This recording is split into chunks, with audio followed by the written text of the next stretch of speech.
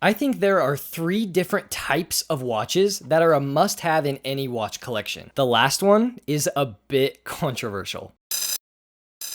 Hello again, it's great to see you guys. I'm Caden, a fellow watch nerd, and I'm going to start off by talking about the most popular category in all of the watches. For me, the dive watch is a must-have in any watch collection. Dive watches as we know them today became popular because of their inception in the 1950s. And that is a relatively simple dial layout with a rotating bezel that you can use to keep track of how long the time has been elapsed. The dive watch that I want to feature today is actually a kind of hybrid of dive and GMT. This watch is from the brand Weyer. Weyer was founded back in 2016, and their whole kind of brand ethos was to create the best everyday watch. Something that you could wear in the office and then immediately go surfing at the ocean. And for me, this watch embodies that ethos to a T. Here in front of me is the Weyer G5 Pacific in the steel colorway. This watch has a diameter of 39 millimeters and a lug to lug of about 46 millimeters. On my 6.5-inch wrist, that size combo fits absolutely perfectly within kind of the bounds of my wrist. The thickness is just over 13 millimeters, and for a dive GMT, that's actually very reasonably thick. Taking a look at the dial, that vintage theme kind of continues here,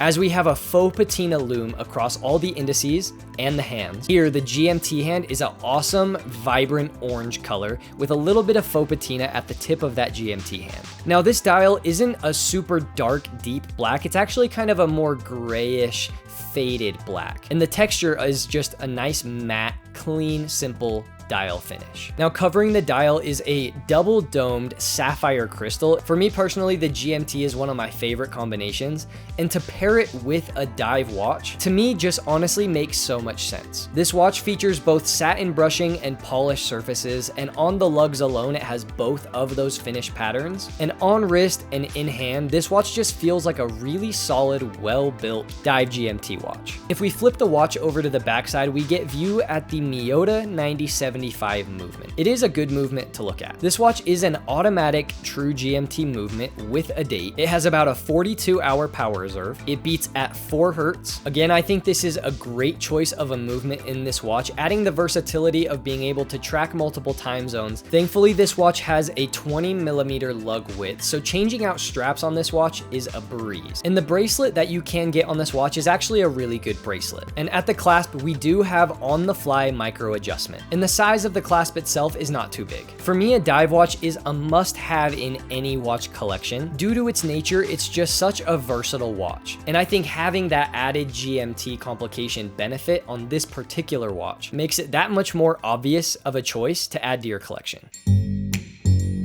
I do think that every collection should have at least one solid, good pilot's watch. I think we need to understand a little bit more about why historically I think this is actually really important. And that is where I think we should look at Zenith. In 1904, Zenith actually patented the term pilot to be put on its watches. Back in those days, Zenith's whole brand ethos was very much along the side of adventuring and bravery and daring. And one of those brave individuals was Louis Blériot, and I am so sorry that I'm probably saying this so wrong. In 1909, Louis was the first man to fly across the English Channel, and on his wrist, a Zenith. When we take a look at this watch in comparison, we can start to see some of those very familiar design traits that pilots' watches have. Big hands, Arabic numerals, and just overall legibility on wrist. A pilot watch was kind of actually the first tool watch. This is the Jack Mason Pursuit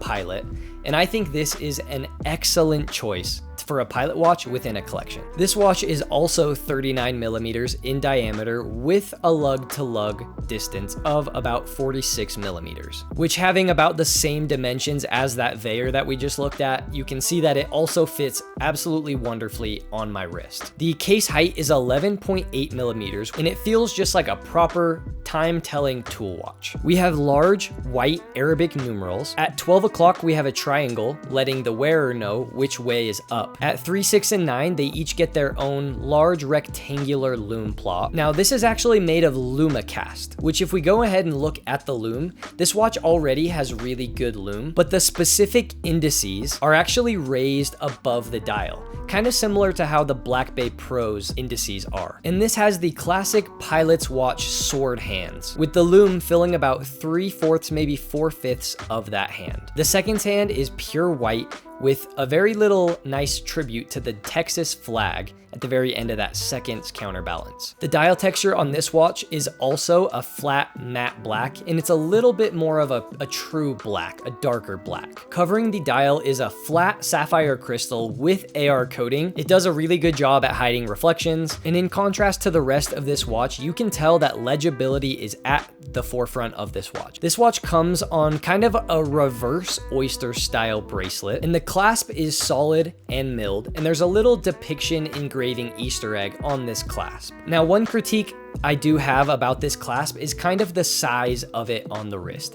It is a pretty big clasp. I do think that it can be overlooked though. As we look at the back of this clasp, we see we have a huge section of on-the-fly micro adjustment. Now, typically I am a bracelet guy. However, when I was wearing this watch, I actually found that a nylon strap suited it the best. The red accent on the second hand mixed with the red accent on the strap just kind of go together and give this whole vibe a military, active, tooly style watch. Now, looking at the back of this watch, we have an engraved Jack Mason caseback, and hidden underneath this caseback is the Lejeune Perret G101. This watch has 68 hours of power reserve, and the finishing of this movement, though you can't see it, is really nice. And they say that it is accurate between -5 to +5 seconds a day. I am double thumbsing up that one. For me, I think the Pilot watch represents the ultimate go anywhere, do anything watch, as it's legible, it has water resistance, it can handle the daily bumps and bruises, but most importantly, I think that your daily go anywhere, do anything watch should also be able to tell you the time as legibly and as simply as possible. But I want to pause this video real quick and address the elephant in the room. I'm sure you've noticed that I've been slowly kind of changing things around in this background and in this area. And in talking with Max, one of the recommendations and the sponsor of today's video is our friends over at FlexiSpot. Let me show you something cool real quick. If I press this button, you're gonna start to see come into frame this table. This is the E7 Plus, and currently I'm raising it way taller than I actually need to be. It just keeps going. My favorite part about this is the presets that you can save. I currently have a preset set for filming, and the other thing is just how incredibly stable this table is. My other favorite thing about this table is there is a USB slot on the side that I actually use to charge my camera batteries. FlexiSpot is kind of the economical choice of a standing table, but this thing is rock solid, which makes getting those macro shots really good. Overall, this desk has just made making videos so much better. Thank you, FlexiSpot. Very cool.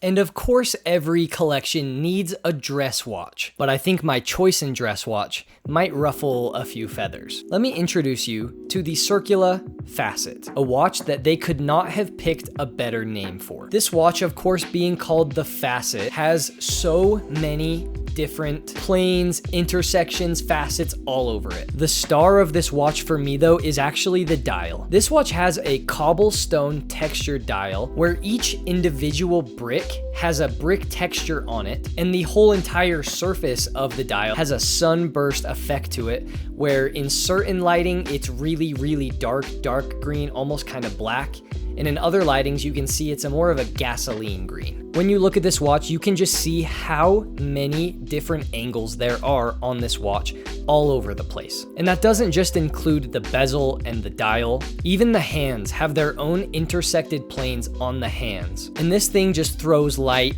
everywhere. Along the outer periphery of the dial is a sloped angled rehop that both draws your eyes in towards the center of the dial and tells you specific minutes with an individual tick at each minute and an Arabic numeral at each 5-minute mark. Looking back to the case, the bezel has a sunburst brushing to it, and all of the other facets along this bezel are polished. That same thing can be seen all the way down to the bracelet, which connects very cleanly into this watch. The bracelet goes all the way down and terminates to a butterfly double button deployant clasp, which is brushed, and it also has some perlage on the inner workings of the mechanism of the clasp. Looking at the back of this watch, we again have the Le Jeu Perret, this one being the G100. So here you can see the various different finishings all across. The striping on the bridges, the anglage on some of the bridges, the blued screws, and here on the Circula, it kind of mimics the dial with a cobblestone texture on the back of the rotor. As an overall movement package, I think this is an awesome choice of movement. And here from Circula, they guarantee that this movement is going to be accurate from -5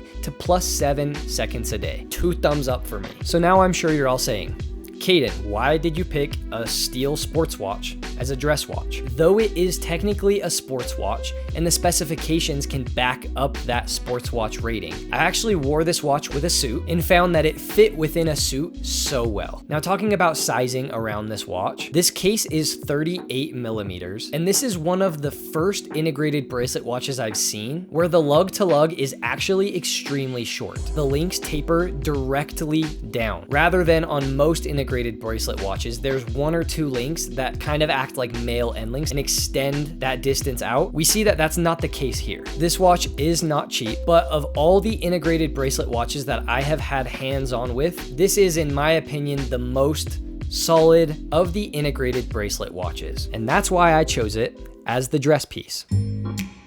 What do you think of the types of watches that I chose for this video? Do you agree? Do you disagree? What types did I miss? I'm curious to know down in the comments below. As always, thank you.